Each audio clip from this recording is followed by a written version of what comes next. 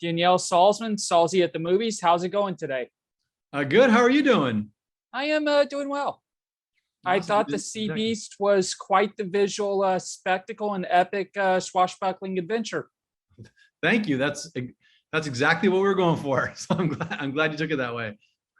What was the genesis for the screenplay? The truth of it is this one goes way back for me. This one goes all the way back to the movies that I loved as a kid.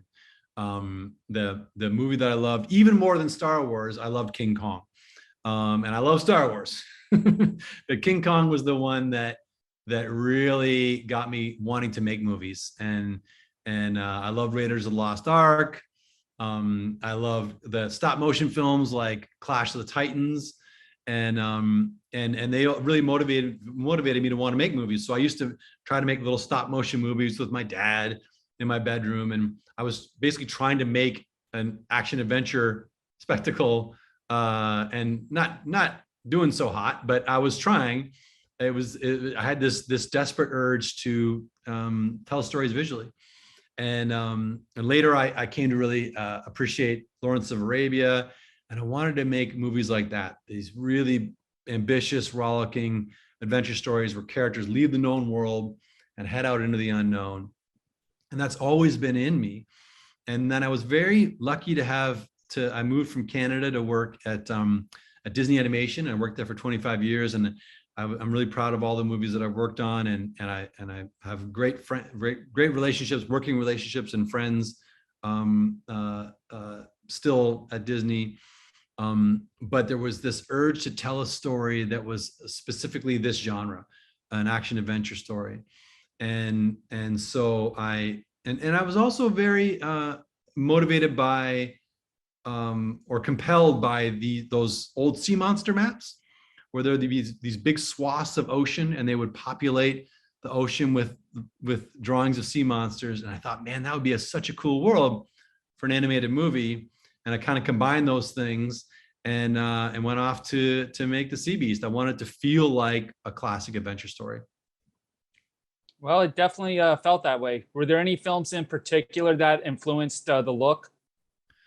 The look, I think we definitely looked at Master and Commander as far as the feeling of authenticity. We had one of our experts was the consultant, or one of the consultants on Master and Commander, someone who was very knowledgeable and very passionate about these ships in that era. And so we wanted the movie to have that feeling, and so we wanted that really lived in feeling of plausibility for our ship, and so that was probably the main, between that and movies like Lord of the Rings that have there's something joyful about the production design of Lord of the Rings, but you also get a sense of the history when you look at the costuming, when you look at the architecture, when you hear the dialogue, references to things that had happened before, things that happened off screen. You get a sense of a personality of a movie that is set in a very big world. And that's what we wanted for this movie, more than anything else I've ever worked on before. Pandemic aside, what was the most challenging aspect of making the film?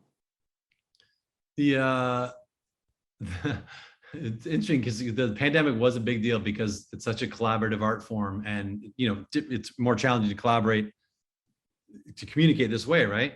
But I think that one of the biggest challenge, I think, was just the sheer ambition of it. Just the fact that it was a fantasy story that I wanted the world to feel really big, which means you have to design a lot and build a lot. And I think also just the difference in scale of some of our characters. We have some characters are so much bigger than others, and they had to connect and relate to each other. And you had to, and the movie wasn't going to work if the monsters didn't feel big.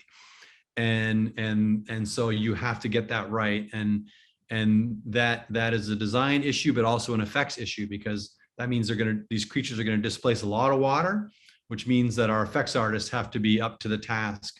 And you've seen the movie, so you know that I think that they were. And with previously winning an Oscar, how do you stay grounded? That's not too hard. I go back to work with the same people as before, and they know that I'm still the same guy. I think one of the nice things about animation is I work with people who generally don't have really big egos. No one got into this line of work because they wanted to get famous. People do this because they love it. They love these movies. They love animation. They're passionate about the art form. And if people start to feel really full of themselves, it's detrimental to the spirit of collaboration that you need to make great animated films.